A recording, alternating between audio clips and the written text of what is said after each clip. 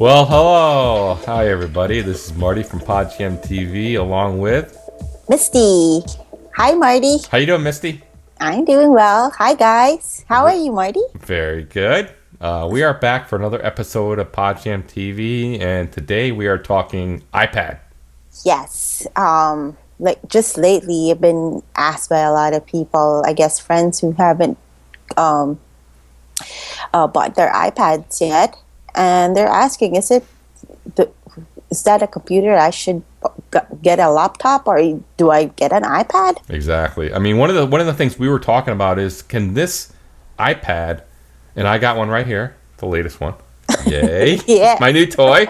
Uh-huh. But what we were asking, can this be, a person's primary computer?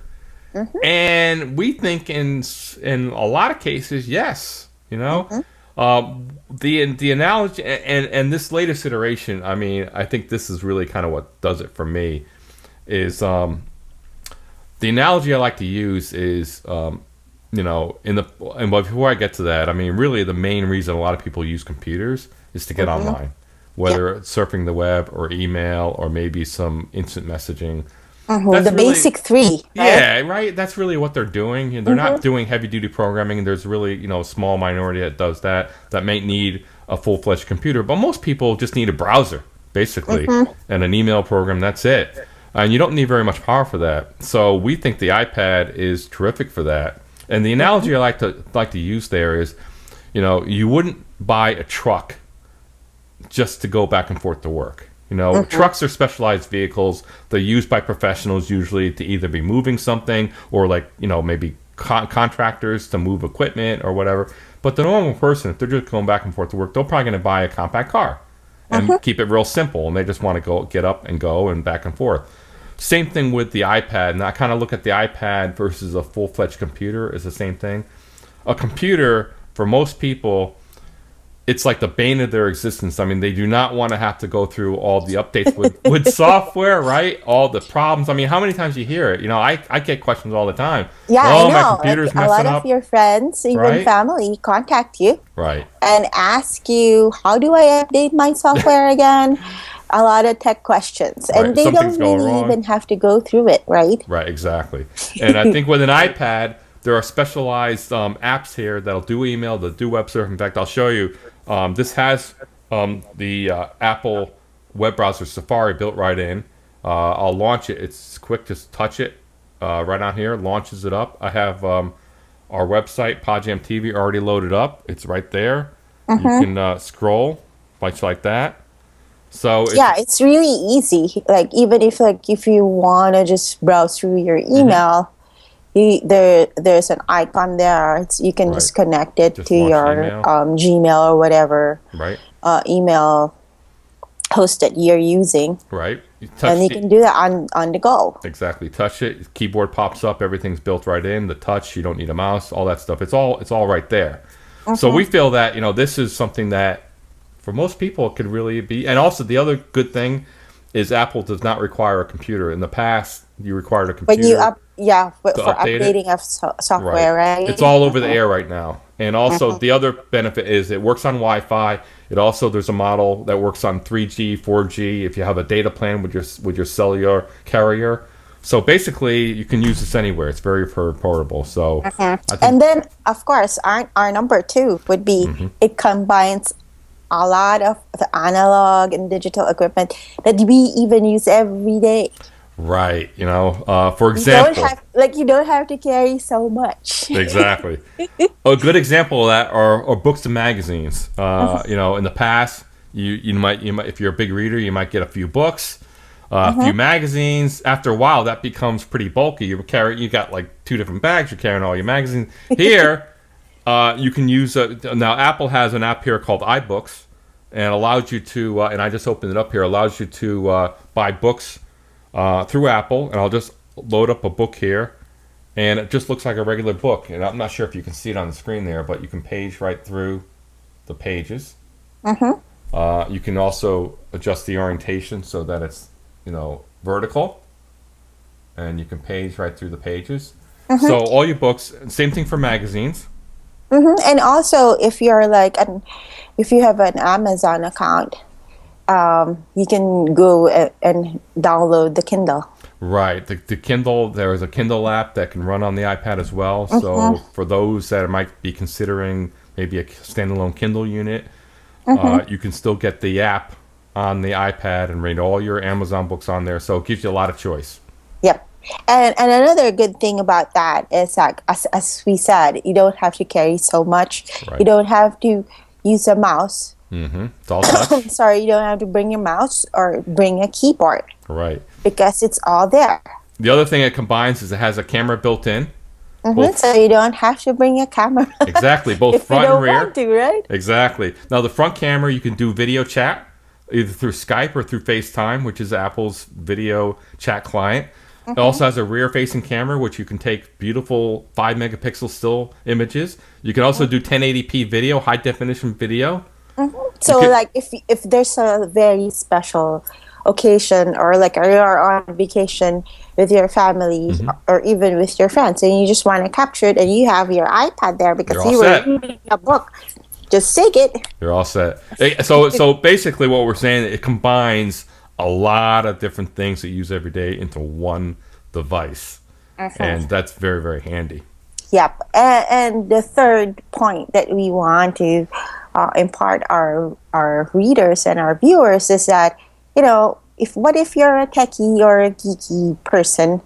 Is it really just for simple things that you can do on a computer? No. What we're saying is it's portable, yet it's very powerful. Very powerful. In fact, this latest version of the iPad uses what's called an A5X chip. And for the techies out there, dual core chip, quad core graphics, which means, and the screen is actually higher definition than a high definition television. So, the 1080p high def television you have in your living room, this is higher resolution than that. It's the highest resolution screen out there, really, of any device.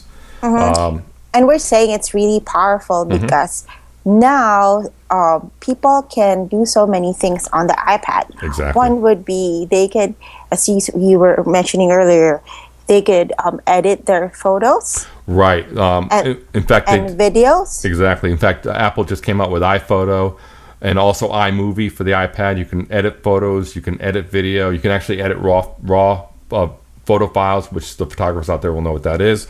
And also you can use it as an electronic portfolio. And I'm going to show you, with the beautiful screen that you have, you can launch the photo app, and like I just have some photographs I took in Las Vegas, and you can flick through them. Let me see it this way.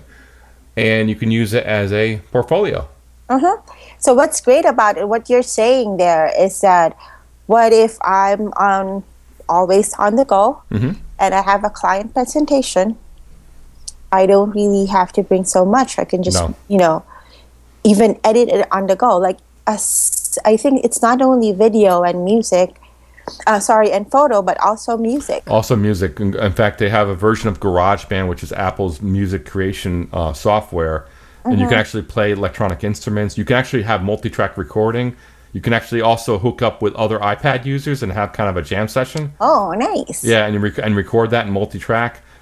It's really, really phenomenal. And also the video, if you're doing presentations, instead of bringing a laptop, which most people had to do in the past, you just bring this slab of glass here, right? And you just launch the video and you play it. It's really, really nice. It's very, very convenient, It's very portable, as we said, and really, really, truly powerful. Right, exactly. And the artists out there, like you said, I know you use software to do your drawings. You do right on the screen.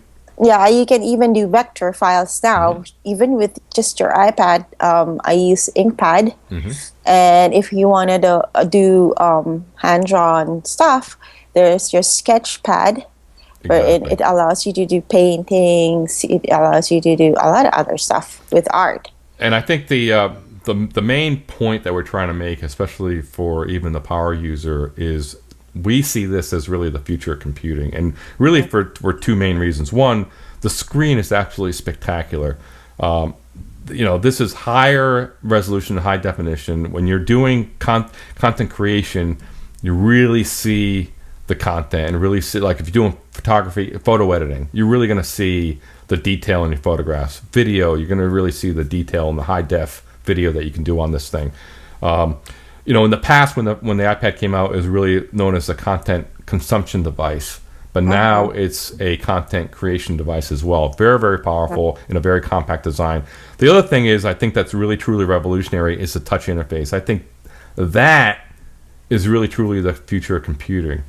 In the past, we had keyboards and mice and all that stuff, and this has an on-screen keyboard that pops up when needed, but it's for a lot of this stuff, it makes a lot more sense to use the touch interface and directly interact with the content.